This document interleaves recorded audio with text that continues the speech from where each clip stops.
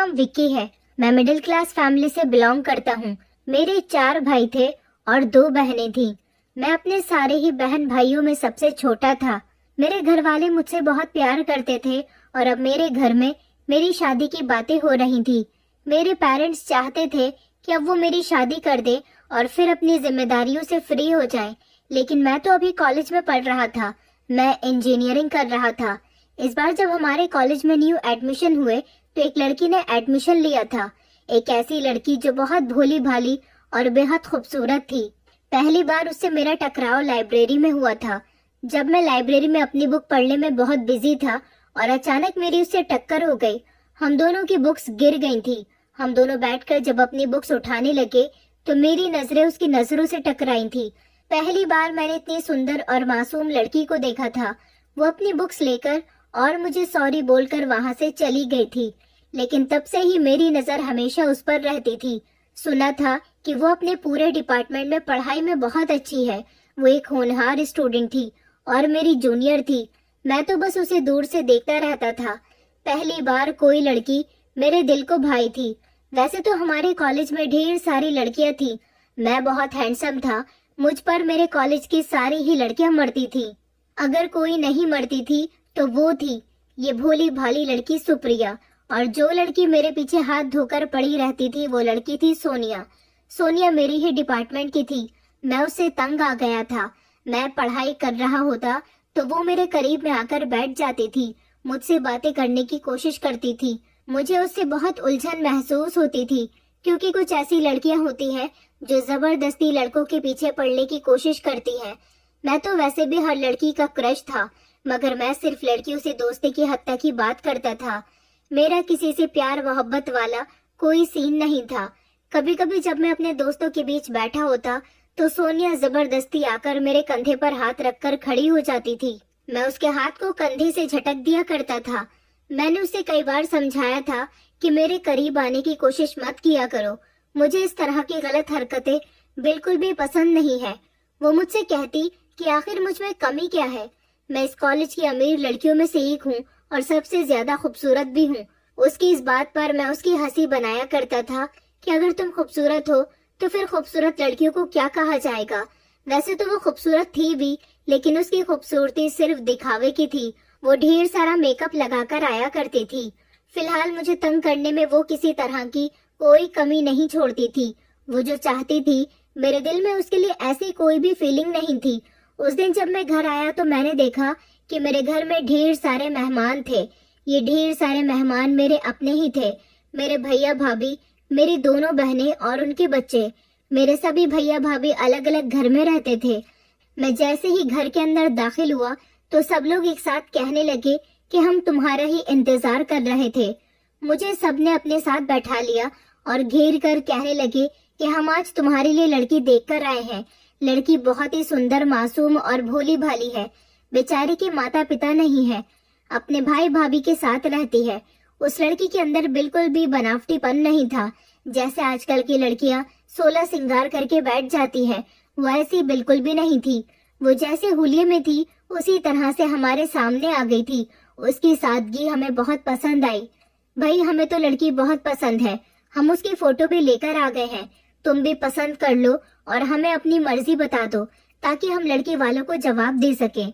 आज काफी समय के बाद मेरे घर की सभी औरतों को एक साथ एक ही लड़की पसंद आई थी। मेरे घर में मेरी भाभियां थी, 2 बहनें थी और मेरी माँ थी।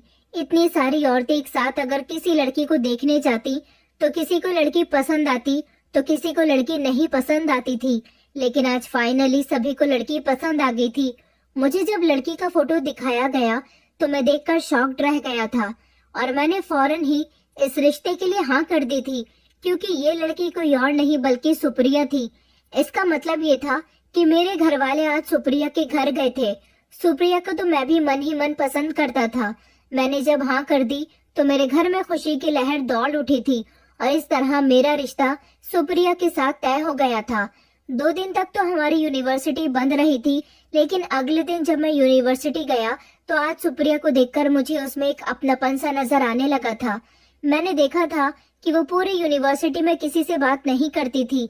1-2 लड़कियां ही थी जो उसकी पक्की सहेली थी और वो उनके साथ ही रहती थी।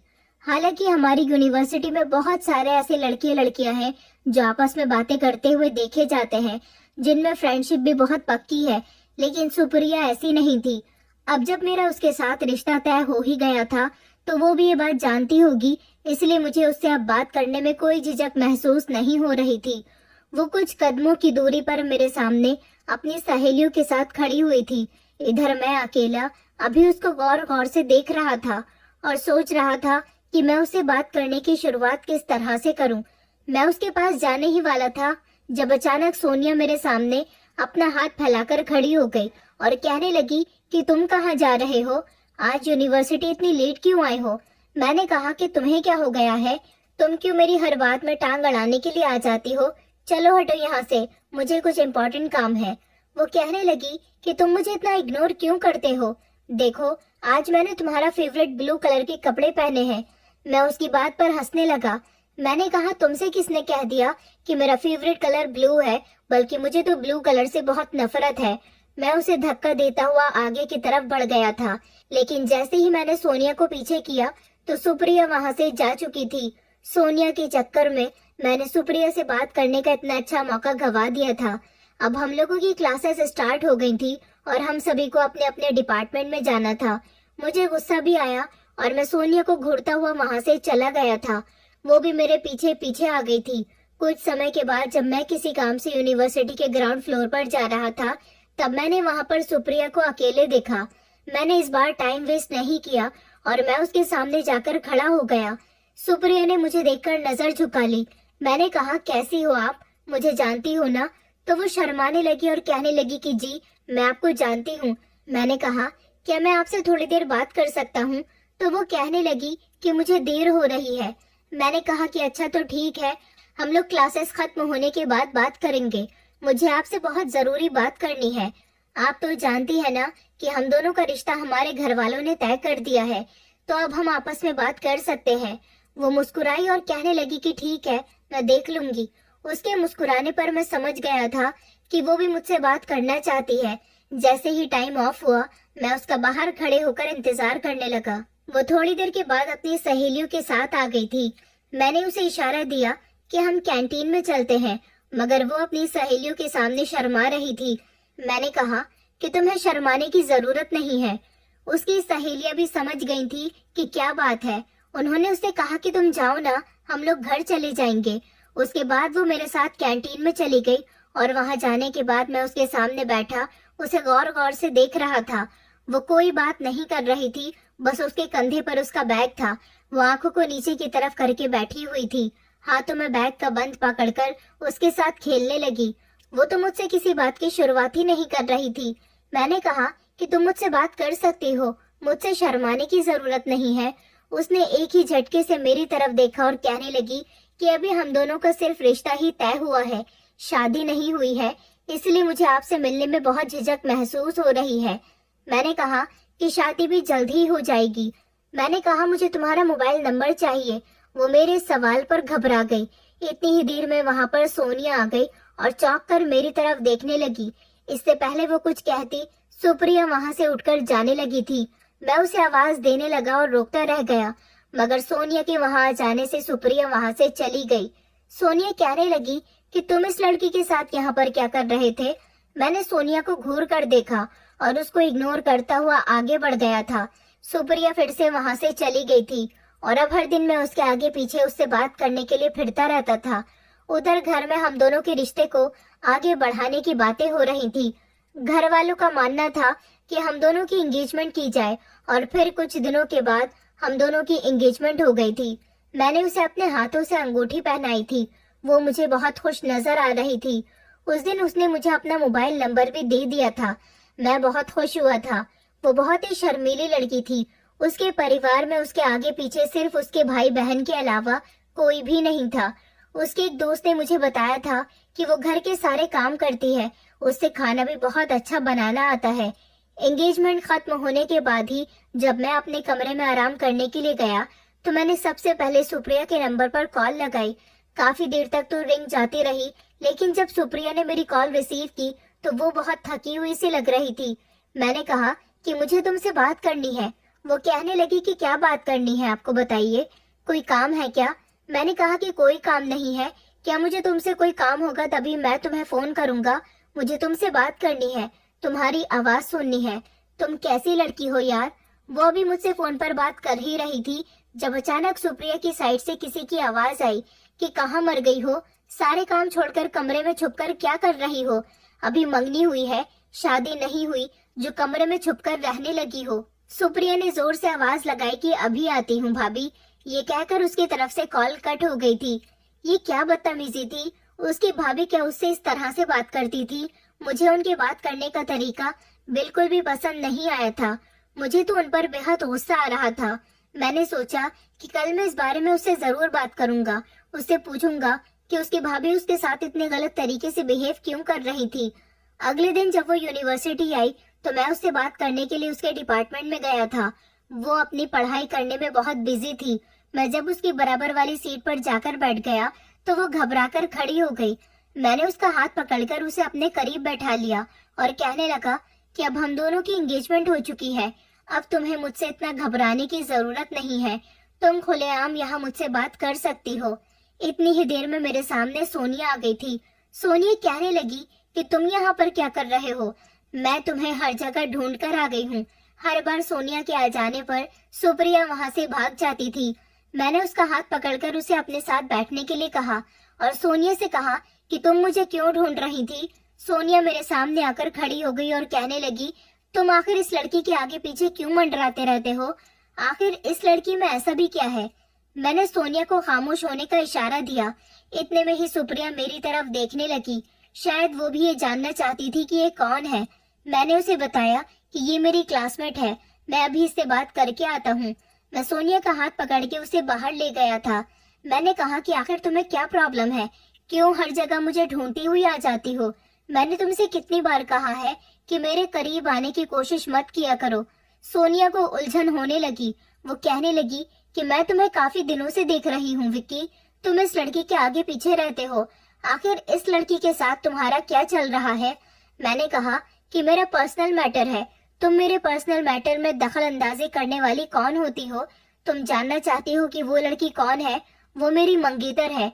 मेरी उसके साथ एंगेजमेंट हो चुकी है। ये देखो मेरे हाथ में अंगूठी। हम दोनों की फैमिली ने हम दोनों का अपनी मर्जी से रिश्ता तय कर दिया है। अब तुम्हें पता चल गया कि मैं इसके आगे पीछे क्यों फिरता रहता हूँ। तो मैंने सोनिया के आगे हाथ जोड़कर कहा कि अब मेरा पीछा छोड़ दो। मेरी बात सुनकर तो जैसे सोनिया को शॉक लगा था। मैं वापस सुप्रिया के डिपार्टमेंट में आ गया था और आज मैंने सुप्रिया से बहुत अच्छे तरीके से बात करने की कोशिश की थी। सुप्रिया भी मुझसे बात कर रही थी।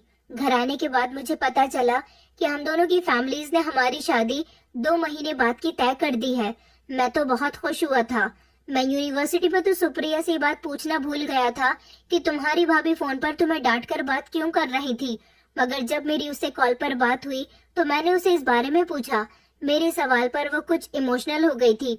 उसने मुझे जवाब दिया कि जिन लड़कियों के माता पिता नहीं होते, दुनिया वाले उनका हर गलत तरीके से फायदा उठाते हैं। मुझे उसकी बात का कोई मतलब समझ नहीं आया था। मैंने जब उससे कहा कि मैं समझ नहीं पाया तो वो कहने लगी कि छोड़िए ना आप इस बात को। देखिए, मुझे आपके घर में सिर्फ आपसे मोहब्बत, इज्जत और सुकून की जिंदगी की जरूरत है। बाकी मुझे कुछ और नहीं चाहिए। मैंने कहा था कि मैं तुमसे वादा करता हूँ मैं शादी के बाद तुम्हें बहुत खुश रखूंगा। सुप्रिया फोन पर तो मुझे ठीक तरीके से बात कर लेती थी, लेकिन जब मेरे सामने होती तो मुझसे नजर तक नहीं मिलाती थी। मुझसे बात करने में बहुत घबरा जाती थी। वो यूनिवर्सिटी में होती तो मैं अचानक कभी उसको पीछे से जाकर पकड़ लेता तो कभी उसके सामने आ जाता था। वो डर जाती थी। कभी कभी तो वो डर कर भाग भी जाती थी। कई दिन इसी तरह से गुजर गए थे। हम दोनों की शादी के दिन करीब आ रहे थे और अब फाइनली जब से सोनिया को ये बात पता चली थी कि सुप्रिया मेरी मंगेतर है, तभी से उसने मेरा पीछा छोड़ दिया था। उसके बाद सुप्रिया और मैं सारी रात एक दूसरे से फोन पर बातें करते रहते थे। सुप्रिया मुझे अपने बारे में बताया करती थी। मुझे उसकी बातें बहुत अच्छी लगती थी, मगर कुछ दिनों बाद ना जाने क्यों सुप्रिया को क्या हो गया था। वो पहले तो मुझसे अच्छी खासी बात करने लगी थी, लेकिन जैसे जैसे हमारी शादी के दिन करीब आ रहे थे वो अजीब तरह से रिएक्ट करने लगी थी। कई बार मैंने उसे सोनिया से बात करते हुए भी देखा था। सुप्रिया तो वहाँ से चली जाती थी, मगर सोनिया का कहना था कि तुम्हारी चॉइस बहुत अच्छी है। सुप्रिया से बात करके मुझे बहुत अच्छा लगता है। मैंने सोचा कि मुझे भी सुप्रिया से दोस्ती कर लेनी चाहिए। मैंने उससे कहा भी था कि तुम अमीर बाप की बेटी गरीब लड़कियों से कहाँ दोस्ती करती हो, तो वो कहने लगी कि जैसा तुम मुझे समझते हो मैं वैसी बिल्कुल भी नहीं हूँ। तुम्हारी पसंद कोई आम तो नहीं हो सकती। जिस लड़की को तुमने पसंद किया है वो बहुत कीमती है, इसका ख्याल रखना कहीं ऐसा न हो कि तुम्हारे हाथ से निकल जाए। अब वो मुझे कोई बात कह रही थी या फिर किसी बात का ताना मार रही थी, ये तो मैं नहीं समझा था। मेरे घर में शादी की तैयारियां बड़े जोर शोर से चल रही थी। घर में शॉपिंग की जा रही थी। पापा ने मुझसे कहा था कि बस ये वाला साल पूरा करने के बाद तुम्हें कहीं जॉब ढूंढ लेनी है। शादी के बाद बहुत सारी जिम्मेदारियां पूरी करनी होती हैं। मैंने भी सोच लिया था कि मैं सुप्रिया की हर ख्वाहिश को पूरा करूंगा। एक दिन मैं अपने एक दोस्त के साथ यूनिवर्सिटी में खड़ा हुआ बातें कर रहा था, जब सोनिया मेरे सामने आई और कहने लगी, तुम यहाँ हो? मुझे लगा तुम लाइब्रेरी में होगे। मैंने लाइब्रेरी में सुप्रिया को जाते हुए देखा है, वो किसी लड़के से बातें कर रही थी, मगर तुम तो यहाँ हो। वो किससे बातें कर रही थी? मैंने कहा कि अपनी किसी दोस्तों से बात कर रही होगी। सोनिया कहने लगी, मगर उसका तो कोई दोस्त ही नहीं है। मैंने कहा कि मैं देखकर आता हूँ सुप्रिया लाइब्रेरी में क्या कर रही है। मैं जैसे ही लाइब्रेरी में गया तो मैंने देखा कि सुप्रिया के साथ हमारी ही यूनिवर्सिटी का एक लड़का था जो उससे बातें करने में बिजी था। मगर वो उससे क्या बातें कर रही थी? आज पहली बार मैंने उसे किसी लड़के से बातें करते हुए देखा था, वरना एक वही तो थी जो पूरी यूनिवर्सिटी में किसी से बात तक नहीं करती थी। फिलहाल जब वो नीचे आई और मैंने उससे पूछा कि वो लड़का कौन था, तो उसने कहा कि वो उसे किसी बुक के बारे में पूछ रहा था। मैंने इस बात को इग्नोर कर दिया था। अगले दिन जब मैं सुप्रिया के डिपार्टमेंट में उससे मिलने के लिए गया तो मैंने देखा कि वो लड़का उसके पास बैठा हुआ था। ये लड़का सुप्रिया के डिपार्टमेंट का तो नहीं था, तो फिर ये यहाँ पर क्या कर रहा था? उसे सुप्रिया के पास बैठा हुआ देखकर मुझे ना जाने क्यों एक अजीब सी चिढ़ हुई थी। तभी मेरे पास में सोनिया आकर खड़ी हो गई थी और कहने लगी कि क्या देख रहे हो? मैंने कहा, तुम्हें सुकून क्यों नहीं है? क्यों हर बार मेरे पीछे पीछे यहाँ पर आ जाती हो? वो कहने लगी, मैं आरुष को बुलाने के लिए आई थी। आरुष वही तुम्हारी होने वाली मंगेतर का दोस्त। दरअसल सुना है कि आरुष की सुप्रिया से दोस्ती हो गई है। वो आरुष की सीनियर है ना, इसलिए वो हर बार उससे पढ़ाई से रिलेटेड कोई ना कोई सवाल पूछता रहता है। मुझे सोनिया की बात पर गुस्सा आया। मैंने कहा, अगर ऐसी ही बात है तो इस लड़के को पढ़ाई से रिलेटेड बातें सुप्रिया से पूछने की क्या जरूरत है? इस कॉलेज में बाकी भी स्टूडेंट्स हैं, टीचर्स भी हैं, वो उनसे भी तो पूछ सकता है ना। सोनिया कहने लगी कि हाँ, तो ये बात सुप्रिया को समझनी चाहिए ना, वो इससे बातें क्यों करती है? मुझे ना जाने क्यों सोनिया की बातें ठीक लग रही थी। सुप्रिया दिन ब दिन मुझे इग्नोर कर रही थी। वो मुझे इग्नोर कर रही थी या फिर कोई और बात थी? अगले दिन जब मैं यूनिवर्सिटी गया तो मैंने सुप्रिया से बात की। उससे कहा कि आजकल तुम कहाँ रहती हो? हमारी शादी के दिन करीब आ रहे हैं, तुम मुझे बहुत इग्नोर करने लगी हो। वो कहने लगी कि ऐसा कुछ भी नहीं है जैसा कि आप सोच रहे हो। मैं तो पहले भी आपसे ज्यादा बात नहीं करती थी, मुझे आपसे बात करने में बहुत शर्म आती है। मैंने सुप्रिया का अच्छा मूड देखकर ये नहीं कहा था कि तुम्हें मुझसे बात करने में शर्म आती है, बाकी तुम हर किसी से बात करने लगी हो। उसके बाद हमारी क्लासेस का टाइम हो गया। मैं किसी काम से लाइब्रेरी में गया था। मैं जब वहां गया तो अचानक मेरी नजर सुप्रिया और आरुष पर पड़ी। आरुष सुप्रिया को अपनी बाहों में लिए खड़ा हुआ था। मेरे बराबर में सोनिया भी आकर खड़ी हो गई थी। उसने कहा कि ये तुम्हारी मंगेतर क्या कर रही है विक्की? मुझे तो लगता है कि सुप्रिया की फ्रेंडशिप आरुष के साथ ज्यादा ही हो गई है। मुझे इस बात पर बहुत गुस्सा आया। ये सब देखकर मेरा खून खौल उठा था। मैं उसी समय वहां से निकल आया और फिर मैंने सुप्रिया से कोई बात करने की कोशिश नहीं की। वो आरुष को इतनी अहमियत क्यों देने लगी थी? क्यों आज वो उसको टच करके खड़ा हुआ था? मुझे बहुत गुस्सा आया। गुस्से की वजह से मैं 2-3 दिन तक यूनिवर्सिटी भी नहीं गया था। अब हमारी शादी में 15 दिन रह गए थे। लगभग सारी ही तैयारी हो चुकी थी। मेरे घर वाले बहुत खुश थे, लेकिन मेरे चेहरे पर एक अजीब सी उदासी छाई हुई थी। मैंने सोच लिया था कि शादी के बाद मैं सुप्रिया की पढ़ाई छुड़वा दूंगा। मैं जब 3 दिन बाद यूनिवर्सिटी गया तो यूनिवर्सिटी का माहौल बड़ा ही अजीब था। मैंने देखा कि लोग जगह जगह ग्रुप बनाकर खड़े हुए थे। अजीब बात थी, लोग दीवारों में ना जाने क्या तलाश कर रहे थे। यही सब देखने के लिए जैसे ही मैं सबको हटाते हुए आगे की तरफ पहुंचा और मेरी नजर उस दीवार पर पड़ी तो मेरे होश उड़ गए थे। फिर मैं दूसरी तरफ गया और फिर तीसरी तरफ, तो लगभग सब तरफ एक ही जैसे पोस्टर्स लगे हुए थे। इन सबको देखकर मुझे बेहद शर्मिंदगी महसूस हो रही थी। मैंने तो शर्म से अपनी आंखें झुका ली थी और उनको देखकर मुझे बहुत गुस्सा आ रहा था। यूनिवर्सिटी के लगभग सारे ही स्टूडेंट तरह तरह की बातें कर रहे थे। मैं उसी समय सुप्रिया के डिपार्टमेंट में उससे बात करने के लिए चला गया। वहां जाकर देखा तो वहां भी कुछ इसी तरह की पोस्टर्स लगे हुए थे। ये पोस्टर सुप्रिया के थे और सारे लड़के लड़कियां उसकी मजाक बना रहे थे। वो एक तरफ खड़ी हुई रो रही थी। ये उसके गंदे पोस्टर्स थे। इस पर वो गलत तरीके के कपड़े पहने हुई थी। वो एक तरफ खड़ी हुई रो रही थी। मैं उसके करीब गया और कहने लगा कि ये सब क्या है, तो वो कहने लगी कि मैं नहीं जानती ये सब क्या है, ये सब किसने किया, मुझे कुछ नहीं पता। मैंने कहा कि इतना सब कुछ हो गया और तुम अनजान बन रही हो, आखिर ये सब चल क्या रहा है। वो कहने लगी कि मैंने तुमसे कहा ना विक्की, मुझे कुछ नहीं पता, किसी ने मुझे फंसाने की कोशिश की है। मैंने कहा कि अच्छा, तुम्हें भला कौन फंसाएगा, तुम तो हमारी यूनिवर्सिटी की बहुत सीधी लड़की हो ना, तुम्हारी ऐसी हरकतें हैं। वो कहने लगी, ये आप क्या कह रहे हो, आप तो मुझे अच्छी तरह से जानते हो ना, मैं ऐसी वैसी बिल्कुल भी नहीं हूँ। मैंने कहा नहीं, मैं तो तुम्हें नहीं जानता। मेरा जिस दिन से तुमसे रिश्ता तय हुआ है उस दिन से मैंने तुमसे बात करनी शुरू की है, तो मैं तुम्हें कैसे जान सकता हूँ। तभी आरुष मेरे करीब आकर खड़ा हो गया और सुप्रिया से कहने लगा कि सुप्रिया, ये सब क्या है, क्या तुम ऐसे कपड़े पहनती हो, तुम इस तरह की घटिया लड़की हो, मुझे तुमसे ऐसी उम्मीद नहीं थी। सोनिया कहने लगी कि सुप्रिया, आरुष बिल्कुल ठीक कह रहा है, तुम तो बहुत अच्छी लड़की थी, और तो और तुम्हारा तो विकी के साथ रिश्ता भी तय है, और तुम ऐसे समय में भी ऐसी हरकतें करती फिर रही हो।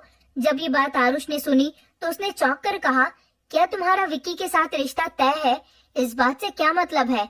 तुम तो पिछले एक हफ्ते से मेरे साथ मोहब्बत के वादे कर रही हो, चोरी चुपके मुझसे बातें करती हो। मैंने भी चौंक कर आरुष की तरफ देखा और कहा, क्या तुम सच कह रहे हो? आरुष कहने लगा कि हाँ विक्की, मैं सच कह रहा हूँ। तुम्हें मेरी बातों पर यकीन नहीं आता तो ये देखो। उसने अपनी जेब से मोबाइल निकाला और उसमें सुप्रिया के नाम की चैटिंग खोलकर मुझे दिखाने लगा। उस चैटिंग में सुप्रिया और आरुष के बीच प्यार मोहब्बत की ढेर सारी बातें हो रखी थी। ये सब देखकर मेरा खून खौल उठा। मुझे सुप्रिया पर बहुत गुस्सा आया। मेरा मन तो कर रहा था कि मैं इसी समय उसका गला दबा दूं, मगर वो रोने लगी और कहने लगी कि मैंने ऐसा कुछ नहीं किया, ये झूठ बोल रहा है, मुझे फंसाने की कोशिश की जा रही है। लेकिन मैं इतना गुस्से में था कि मुझे उसकी कोई बात नहीं सुननी थी। एक तरफ उसका मेरे साथ रिश्ता लगा हुआ था, दूसरी तरफ वो आरुष से भी अफेयर चला रही थी। मुझे ऐसी लड़की की कोई बात सुननी ही नहीं थी। मैं उसे घूरता हुआ अपने आप पर बड़ी मुश्किल से कंट्रोल करके यूनिवर्सिटी से निकल आया था। मैंने सोच लिया था कि मैं अपने घर जाकर कह दूंगा कि मुझे इस लड़की से शादी नहीं करनी, मेरी शादी कैंसिल कर दी जाए। वो रोती हुई मेरे पास आई, मुझे आवाजें लगाती रह गई, लेकिन मैंने उसकी कोई बात न सुनी। मैं बहुत गुस्से में घर आया। अब मैं इस बारे में अपने घर वालों से बात करता। मेरे घर वालों को भी ये खबर मिल चुकी थी कि आज यूनिवर्सिटी में मैंने क्या देखा है, और तो और सुप्रिया की यही वाले फोटो सोशल मीडिया पर भी वायरल हो रहे थे, जिनको मेरी फैमिली के लोगों ने भी देख लिया था। ये लड़की तो बहुत ही कैरेक्टरलेस थी और अब काफी हद तक बदनाम हो चुकी थी, और ऐसी बदनाम लड़की के साथ मैं कैसे शादी कर सकता था। मेरी मम्मी ने सुप्रिया के घर फोन करके उसकी भाभी को सब कुछ बता दिया था और साथ ही साथ ये रिश्ता भी खत्म कर दिया था। उसकी भाभी कह रही थी कि आप लोग गलत समझ रहे हो, मगर जब वो फोटो उन्होंने अपने फोन में देखी तब वो समझ गई थी कि उनकी नंद क्या गुल खिला रही थी। अब मुझे समझ आया था कि सुप्रिया की भाभी का बिहेवियर उसके साथ इतना कड़क क्यों था। फिलहाल ये रिश्ता खत्म हो चुका था। इस बात को 2 दिन गुजर गए। मैं बहुत अफसोस में था। कुछ ऐसा ही हाल मेरे घर वालों का भी था, क्योंकि घर में शादी की लगभग सारी ही तैयारियां हो चुकी थी। मैंने सोच लिया था कि जिस तरह मैंने सुप्रिया को अपने दिल में बसाया हुआ था, मैं उसे हर तरफ से निकाल दूंगा। सुप्रिया की बहुत बदनामी हो चुकी थी। पूरे शहर में उसके फोटोज खूब वायरल हुए थे। कई दिन बाद जब मैं यूनिवर्सिटी गया तब मुझे वहां जाकर पता चला कि सुप्रिया को यूनिवर्सिटी से भी निकाल दिया गया है। मैंने सोचा कि अच्छा ही हुआ, वो यहाँ होती तो उसके होते हुए मैं पढ़ाई नहीं कर पाता। सोनिया मेरे पास आई और कहने लगी कि अच्छा हुआ शादी से पहले ही तुम्हारे सामने सुप्रिया की सच्चाई खुलकर आ गई। जो लड़कियां सामने से मासूम दिखाई देती हैं, वो अंदर से ऐसी बिल्कुल भी नहीं होती। तुमने देख लिया ना सुप्रिया की हकीकत को। मैंने कहा कि हाँ, तुम ठीक कह रही हो। सोनिया अब दोबारा से मेरे करीब आने की कोशिश करने लगी थी, मेरे साथ बात करने लगी थी। मैं पहले जो हमेशा लोगों से हंस हंस कर बातें करता था, अब मेरे अंदर किसी से भी बात करने की क्षमता नहीं रही थी। यहाँ तक कि मैं तो हंसना मुस्कुराना भी भूल गया था।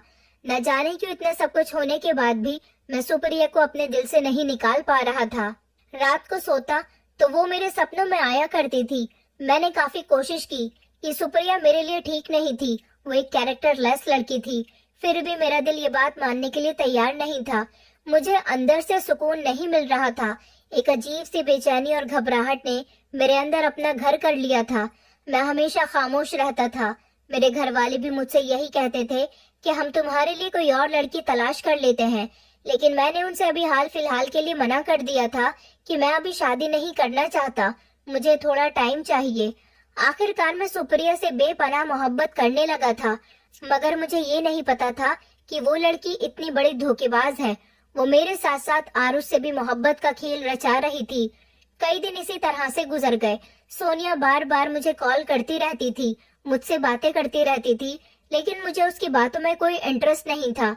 सुप्रिया को देखे हुए भी मुझे कई दिन गुजर गए थे। उसके भाई ने हमारे घर आकर अपनी बहन की तरफ से हमसे माफी मांगी थी।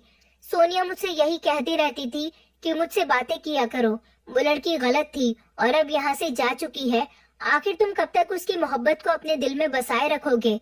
मैं उसे समझाने के लिए कह दिया करता था कि मुझे उससे कोई मोहब्बत नहीं थी, मैं उसे भूल चुका हूँ, लेकिन सोनिया ने मुझे हर तरह से तंग करके रखा हुआ था। वो हमेशा मेरे आगे पीछे मंडराती रहती थी। एक दिन मैं कैंटीन में अपने दोस्तों के साथ कुछ खाने के लिए गया था। जब चेयर पर बैठ गया था, मैं खामोश था। मेरे दोस्त ने ऑर्डर दे दिया था। उसी समय मुझे सोनिया की आवाज आई, जो शायद मेरे पीछे ही बैठी हुई थी और अपने दोस्तों से बातें कर रही थी।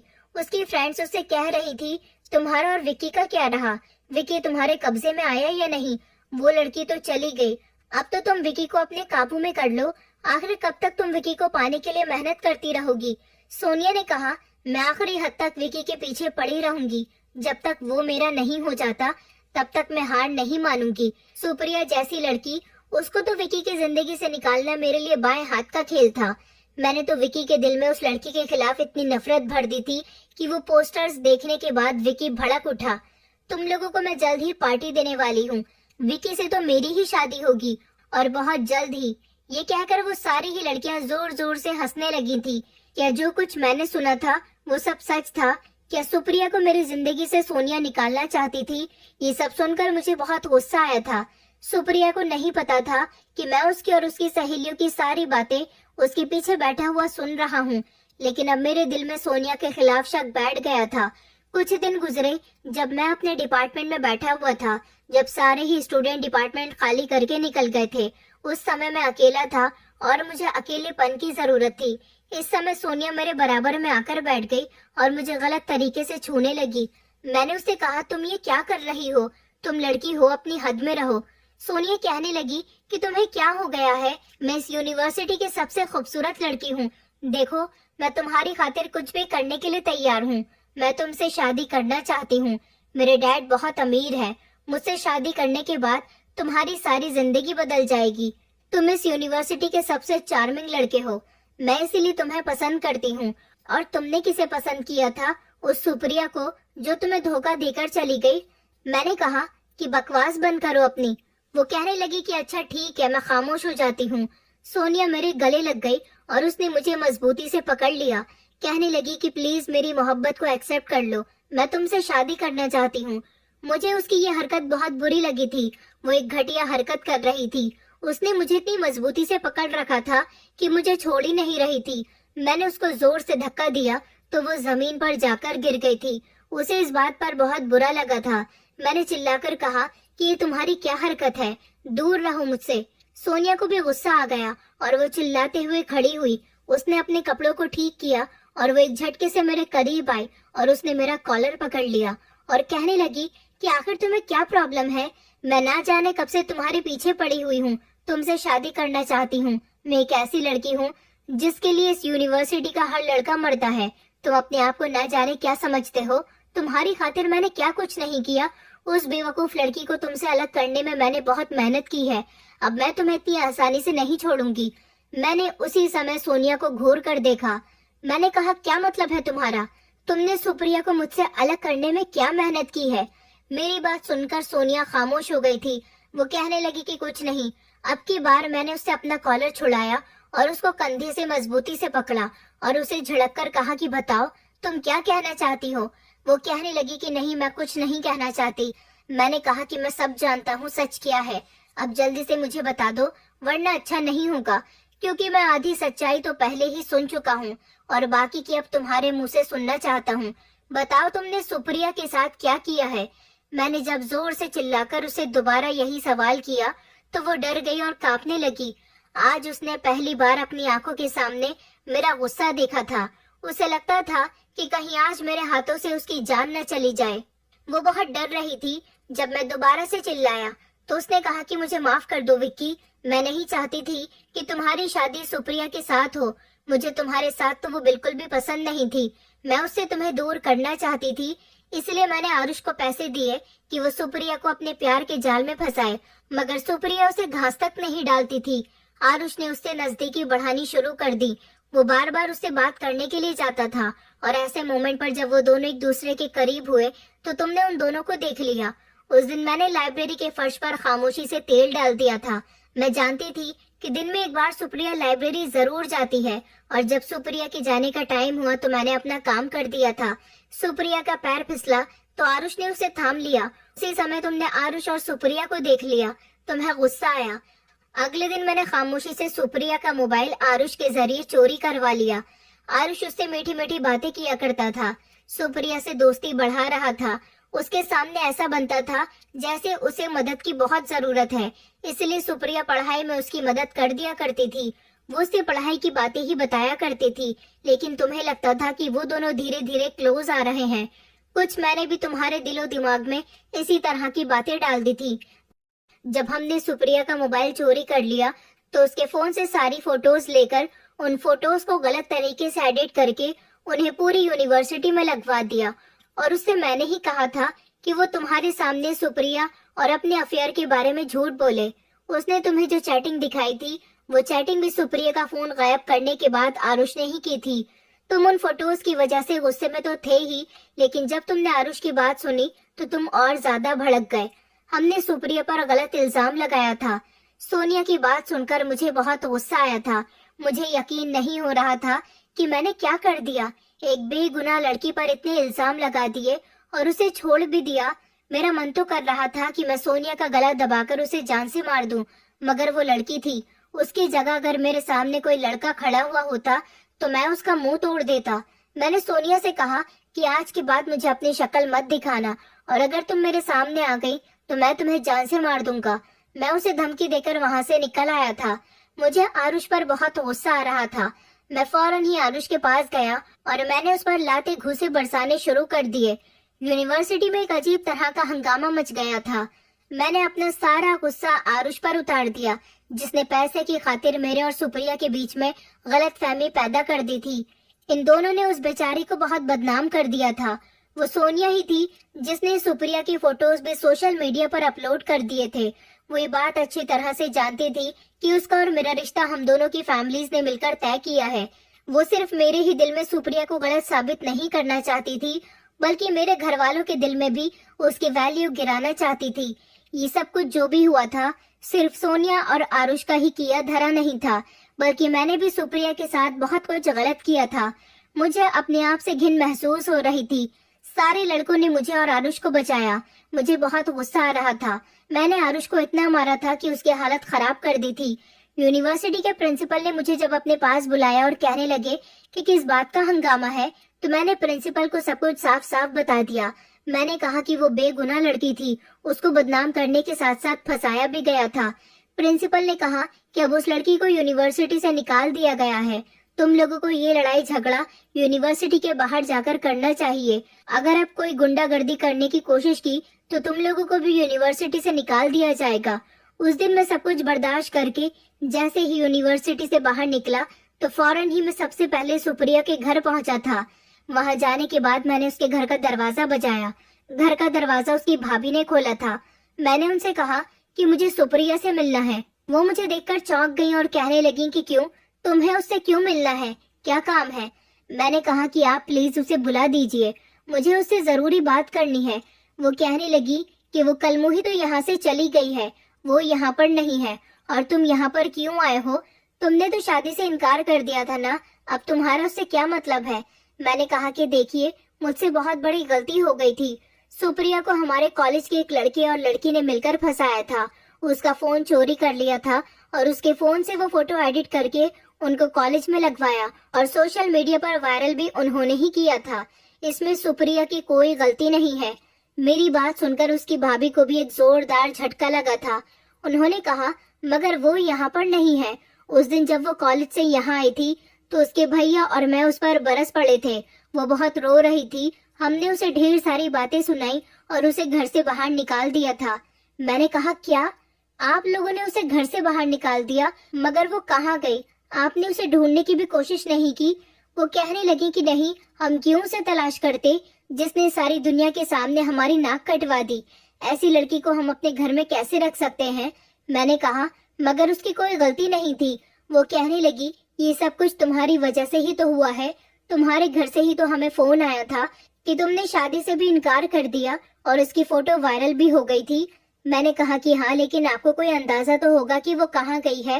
वो कहने लगी कि हमें कोई अंदाजा नहीं है, इस बात को तो वैसे भी 2 महीने गुजर चुके हैं, क्या पता वो कहाँ गई। मैं उनके घर से निकल आया था, मगर मैंने अपना सर पकड़ लिया था। ये मुझसे कितनी बड़ी गलती हो गई, मैंने क्या कर दिया। मैंने एक मासूम लड़की की मासूमियत का गलत फायदा उठाया, उसकी एक न सुनी। वो रो रो कर मुझसे कह रही थी कि मेरी कोई गलती नहीं है। मैंने सोच लिया था कि मैं कुछ भी करके अपनी मोहब्बत को तलाश करके रहूंगा, उससे माफी मांगूंगा, मगर मैं उसे कहाँ ढूंढता। मैं जब अपना लटका हुआ चेहरा लेकर घर पहुंचा तो घर वाले परेशान हो गए थे और मुझसे कहने लगे कि तुम्हें क्या हुआ। मैंने जब उन्हें पूरी बात बताई तो मेरे घर वाले भी हैरान रह गए थे। उन्होंने कहा कि ये तो इस बेचारी लड़की के साथ बहुत बुरा हुआ, वो बेचारी घर से भागती नहीं तो क्या करती, जब घर में भी उसकी इज्जत नहीं थी तो उसे कहीं ना कहीं तो जाना ही था। मैंने सोच लिया था कि मैं सुप्रिया को तलाश करके ही रहूंगा, इसलिए मैं अपने दोस्तों को लेकर उसे हर तरफ ढूंढने के लिए निकल गया था। Girls hostel, college, university, computer institute और ना जाने कहाँ कहाँ, क्योंकि कई बार बातों बातों में सुप्रिया ने मुझे बताया था कि उसे पढ़ाई का बहुत शौक है। हो सकता है कि वो किसी गर्ल्स हॉस्टल में रह रही हो, वहाँ से पढ़ाई कर रही हो। मैंने सुप्रिया के भैया भाभी से उनके सारे रिश्तेदारों के एड्रेस भी ले लिए थे। मैं सुप्रिया के भाई के साथ खुद उनके रिश्तेदारों के यहाँ भी गया था, मगर वहाँ पर भी सुप्रिया नहीं थी। उधर उसके भैया भी उसे तलाश कर रहे थे। इधर मैं हर रोज अपने दोस्तों के साथ सुप्रिया को तलाश करने के लिए कहीं न कहीं निकल जाता था। मेरा एक दोस्त था पीयूष, जिसने मुझे आइडिया दिया था कि हमें सड़कों पर भी हर तरफ सुप्रिया को तलाश करना होगा। वो इसी शहर में हो सकती है, क्योंकि सुप्रिया एक ऐसी लड़की थी जो कभी अपने शहर से बाहर नहीं गई थी। एक दिन पीयूष ने मुझे आइडिया दिया कि हमें सुप्रिया के पोस्टर्स जगह जगह लगा देने चाहिए और हमें उस पर लिख देना चाहिए कि अगर इस लड़की का किसी को पता चलता है तो वो हमें जरूर बताए, इस लड़की तक पहुंच जाने वाले को हम इनाम देंगे। मैंने कहा कि नहीं यार, पोस्टर्स और फोटो वायरल होने की वजह से वो बेचारी पहले ही काफी बदनाम हो चुकी है, अब मैं उसको और बदनाम नहीं करना चाहता, मैं उसे अपनी इज्जत बनाना चाहता हूँ, बस एक बार वो मुझे मिल जाए। हम दोनों सड़क पर चलते चलते आपस में बातें ही कर रहे थे जब अचानक पीयूष के पैर में मोच आ गई। पीयूष जोर जोर से चीखने लगा, कहने लगा कि यार मेरे पैर में बहुत तेज दर्द हो रहा है, मैं आगे नहीं चल सकता, एक काम करो तुम जाओ, मैं यहीं आसपास के किसी अस्पताल में जाकर डॉक्टर से मिल लेता हूँ। मैंने कहा कि नहीं, मैं ऐसी कंडीशन में तुम्हें नहीं छोड़ सकता, चलो मैं भी तुम्हारे साथ चलता हूँ। पीयूष कहने लगा कि अच्छा ठीक है। हमने देखा वहाँ पास में एक अस्पताल था, हम दोनों उस अस्पताल के अंदर चले गए। पीयूष को मेरे सहारे की जरूरत थी और मैं उसे लेकर चल रहा था, क्योंकि उसके पैर में मोच इतनी गहरी आई थी कि वो ठीक से चल भी नहीं पा रहा था। मैंने पीयूष का हाथ अपने कंधे पर रखा हुआ था। मैं जैसे ही अस्पताल के अंदर पीयूष के साथ दाखिल हुआ तो मैंने उसे तो एक तरफ बिठा दिया था। मैंने कहा कि मैं डॉक्टर के बारे में पता करके आता हूँ, तुम यहीं पर बैठो। मैं रिसेप्शन पर गया और मैंने डॉक्टर की अपॉइंटमेंट ली। मैं अपॉइंटमेंट लेकर दोबारा पीयूष के पास आया तो एक नर्स पीयूष से बातें कर रही थी। पीयूष ने मुझे देखा और कहने लगा कि मेरी नर्स से बात हो गई है, सिस्टर का कहना है कि डॉक्टर अभी आधे घंटे में आएंगे। मैंने नर्स की तरफ देखा नहीं था। मैंने कहा, मगर मैंने तो अपॉइंटमेंट लेटर बनवा लिया है। वो नर्स मेरी तरफ मुड़ी। वो मुझसे कुछ कहने ही वाली थी। उसकी और मेरी नजर जब आपस में टकराई तो मैं शॉक्ड रह गया था, क्योंकि वो नर्स तो सुप्रिया थी, जिसे मैं इतने दिनों से तलाश कर रहा था, जिसके लिए मैं इतने दिनों से परेशान हो रहा था। हमेशा यही सोचता रहता था कि वो बेचारी ना जाने किस हाल में होगी, ना जाने उसने किन किन परेशानियों का सामना किया होगा। आज उसको अपनी आंखों के सामने देखकर मुझे बहुत सुकून मिल गया था, लेकिन जब उसने मुझे देखा तो वो वहां से भागने लगी थी। मेरे हाथ में अपॉइंटमेंट लेटर था। मैं भी उसके पीछे पीछे भागने लगा। पीयूष मुझे आवाज देता रह गया था, मगर मैंने उसकी एक न सुनी। सुप्रिया भागते भागते एक कमरे में जाकर बंद हो गई थी और उसने कमरे का दरवाजा अंदर से बंद कर लिया था। मैं जोर जोर से दरवाजा बजाने लगा। मैंने कहा, सुप्रिया दरवाजा खोलो, मुझे तुमसे बात करनी है। मैं तुम्हें काफी दिनों से तलाश कर रहा हूँ। तुम मुझसे भाग नहीं सकती। मैं तुमसे माफी मांगने के लिए आया हूँ। मैं जानता हूँ कि तुम मुझसे बहुत नाराज हो। मैं काफी देर तक दरवाजे पर खड़ा रहा। फिर थोड़ी देर के बाद खुद ही सुप्रिया ने दरवाजा खोल दिया। उसकी आंखों में आंसू थे। वो शर्मिंदा सी नजर आ रही थी। मैं उसके पैरों में गिर गया। मैंने कहा कि सुप्रिया, मुझे माफ कर दो।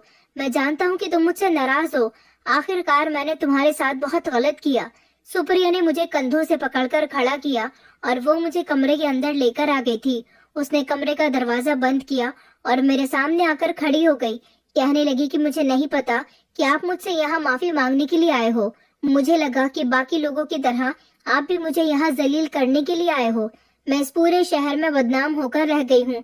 जब से मेरे फोटो वायरल हुए हैं तब से लोग मुझे गलत समझते हैं, मगर मेरी कोई गलती नहीं थी जिसकी सजा मुझे आज तक मिल रही है। मैंने कहा कि मैं तुम्हें जलील करने नहीं आया हूँ। मुझे सारी सच्चाई पता चल गई है। तुम्हारे साथ ये सब कुछ आरुष और सोनिया ने किया था। सोनिया ने आरुष को पैसे देकर ये सब कुछ करवाया था, लेकिन मेरी गलती इतनी है कि मैंने तुम्हारी बात सुने बिना ही उनकी बातों पर यकीन कर लिया। प्लीज सुप्रिया, मुझे माफ कर दो। तुम्हें नहीं पता, जब से मुझे सच्चाई पता चली है मैं कितनी तकलीफ से गुजर रहा हूँ। हर तरफ तुम्हें तलाश कर रहा हूँ। तुम्हारे भैया भी तुम्हें तलाश करने में मेरी मदद कर रहे हैं, क्योंकि मैंने तुम्हारी सच्चाई उन्हें भी बता दी। और तुम यहाँ इस अस्पताल में क्या कर रही हो और तुम कैसे आई यहाँ पर? वो रोते हुए कहने लगी कि मैं भले ही अपने भैया भाभी के साथ उस घर में रहती थी, मगर मेरी उस घर में कोई अहमियत नहीं थी। भैया मुझसे प्यार करते थे, लेकिन भाभी मुझे उस घर से निकालना चाहती थी। इसलिए मेरी पढ़ाई पूरी हुए बिना ही भाभी ने भैया के दिमाग में डाल दिया था कि वो मेरी जल्द से जल्द शादी करवा दे। मेरा रिश्ता तुम्हारे साथ तय हो गया। आरुष मुझसे बात करने की कोशिश करता था। आरुष मुझसे ऐसे मदद मांगता था जैसे उसे मेरी मदद की बहुत जरूरत है। मैं सिर्फ उसके क्लासमेट होने के नाते उसकी पढ़ाई में मदद कर दिया करती थी, लेकिन मुझे ये नहीं पता था कि सोनिया और आरुष मिलकर मुझे इस प्लान में फंसा रहे हैं। एक दिन मेरे बैग से मेरा मोबाइल गायब हो गया। मैं तुमसे बात करना चाहती थी। मैंने भाभी का फोन उठाया तो भाभी ने अपना मोबाइल छीन लिया और मुझसे मेरे मोबाइल के बारे में पूछने लगी। वो मोबाइल बहुत महंगा था। मैंने उन्हें नहीं बताया कि मेरा मोबाइल गायब हो गया। मैं तुमसे बात करना चाहती थी, अपने मोबाइल के बारे में बताना चाहती थी, लेकिन अगले ही दिन पोस्टर वाली हरकत हो गई तो मैं तुम्हें कुछ नहीं बता सकी और तुमने मेरी एक न सुनी। जब मैं घर आई तो भैया भाभी ने भी मुझे बहुत गलत सुनाया था। उन्होंने कहा था कि तुम हमारे घर से निकल जाओ, तुम्हारी इस घर में कोई जरूरत नहीं है। हम तुम जैसी कैरेक्टरलेस लड़की को अब अपने घर में नहीं रखेंगे। मैंने वहाँ भी अपनी बेगुनाही के बहुत सबूत दिए, मगर किसी ने मेरी एक न सुनी। मैं उस दिन रोती हुई घर से निकल आई थी। मुझे नहीं पता था कि मैं सड़क पर चल रही हूँ तो कहाँ जा रही हूँ। अचानक मेरी टक्कर एक गाड़ी से हो गई और फिर मैं बेहोश हो गई। गाड़ी की मालकिन एक औरत थी। वो औरत मुझे अस्पताल में एडमिट करवाकर वहाँ से चली गई। जब मुझे होश आया तो अस्पताल वालों ने मुझसे मेरी पहचान पूछी। उन्होंने कहा कि जो औरत तुम्हें यहाँ छोड़ कर गई थी वो तुम्हारे अस्पताल के सारे बिल पे कर गई है। तुम यहाँ से जा सकती हो। अस्पताल से तो मुझे डिस्चार्ज कर दिया गया था, लेकिन मैं ये सोच रही थी कि मैं वापस कहाँ जाऊँ। तुम्हारे पास आती तो तुम मुझे कभी एक्सेप्ट न करते, क्योंकि तुम बहुत गुस्से में थे। और भैया भाभी के पास जाती तो पहले ही वो लोग मुझे काफी जलील कर चुके थे। वो मुझे और ज्यादा जलील करते। मैं पूरे शहर में इतनी बदनाम हो चुकी थी कि कोई भी मेरी मदद करने के लिए तैयार नहीं होता। इसलिए मैंने इस अस्पताल में ही नर्स की नौकरी करनी शुरू कर दी। मैंने सोचा कि मैं यहीं पर नाइट ड्यूटी और डे ड्यूटी कर लिया करूंगी। इस तरह यहाँ मुझे रहने की जगह भी मिल जाएगी, मैं महफूज भी रहूंगी और यहाँ नौकरी भी करती रहूंगी। अस्पताल वालों ने मुझे नर्स की नौकरी दे दी और इस तरह मैं यहाँ पर रहती रही। आज जब मैंने तुम्हें अपनी आंखों के सामने देखा तो मेरे सामने 3 महीने पहले वाला वही नजारा घूमने लगा। मुझे अपनी बेइज्जती बर्दाश्त नहीं हो रही थी। मुझे लगा तुम आज फिर से मुझे बातें सुनाओगे, इसलिए मैं भाग आई थी, मगर मेरी कोई गलती नहीं थी। मैंने अपनी सारी जिंदगी अपनी भाभी की गुलामी करके गुजारी है, उनकी कड़वी कड़वी बातें सुनकर गुजारी है। मैं सब कुछ बर्दाश्त कर सकती हूँ, लेकिन बात अगर मेरे कैरेक्टर पर आएगी तो मैं बर्दाश्त नहीं कर सकती। वो फोटो मेरे नहीं थे, बल्कि मेरे मोबाइल से मेरे फोटो चोरी किए गए थे। मैंने सुप्रिया का हाथ पकड़ा और उससे कहा कि तुम सच कह रही हो, तुम्हारी इसमें कोई गलती नहीं थी। सुप्रिया प्लीज मुझे माफ कर दो, मैंने तुम्हें बहुत तकलीफ दी है, मेरी वजह से तुम बहुत परेशान हुई हो, लेकिन अब किसी की हिम्मत नहीं कि तुम्हें कोई कुछ कह सके। सुप्रिया बहुत अच्छी लड़की थी, बहुत सब्र वाली, बहुत हिम्मत वाली। सुप्रिया ने तो मुझे माफ कर दिया था, उस बेचारी ने बहुत कुछ सहा था। मैं उसे अस्पताल से अपने घर लेकर चला गया था। पीयूष का ट्रीटमेंट भी हो गया था और मैंने उसे उसके घर भेज दिया था। पीयूष खुश हुआ था कि जिस लड़की को हम 1 हफ्ते से ढूंढ रहे थे वो हमें इस तरह अस्पताल में मिल गई। मुझे मेरी मोहब्बत मिल गई थी। मैं जब सुप्रिया को अपने घर लेकर आया तो मेरे घर वाले बहुत खुश हुए थे और उन्होंने खुशी खुशी सुप्रिया को एक्सेप्ट कर लिया था। मैंने सुप्रिया के साथ शादी कर ली और हम दोनों अब एक खुशहाल जिंदगी गुजार रहे हैं।